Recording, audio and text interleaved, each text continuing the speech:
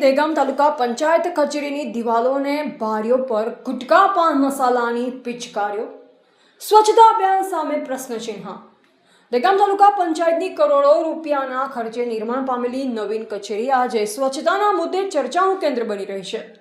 સ્થાનિકોમાં એવી ચર્ચા ચાલી રહી છે કે કચેરીમાં કાર્યરત કેટલાક કર્મચારીઓ દ્વારા પાન મસાલા અને ગુટકા ખાઈ કચેરીની બારીઓ તથા અન્ય જગ્યાઓ પર પિચકારીઓ મારવામાં આવી રહી છે। પરિણામે નવીન કચેરીની બારીઓ, દિવાલો અને પ્લાસ્ટર પર લાલ રંગના ડાઘા પડી ગયેલ હોવાનું જોવા મળી રહ્યું છે। એટલું જ નહીં, કચેરીના પરિસરમાં ચા કોફીના કપ અને અન્ય કચરો પણ જોવા મળતો હોવાની ચર્ચા છે, જે કારણે સરકારી કચેરીની છબીને નુકસાન પહોંચી રહ્યું છે।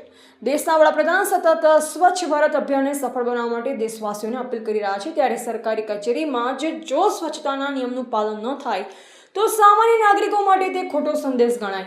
સ્થાનિક લોકોમાં માંગ ઉઠી રહી છે કે દહેગામ તાલુકા પંચાયતના જવાબદાર અધિકારીઓ સમગ્ર મામલાની તપાસ કરે।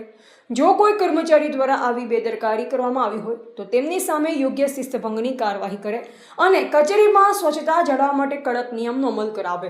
સરકારી સંપત્તિ પ્રજાના કરના નાણાંથી બને છે, જેથી તેનું જતન કરવું અને સ્વચ્છ રાખવું દરેક સરકારી કર્મચારીની નૈતિક તેમજ વહીવટી જવાબદારી છે।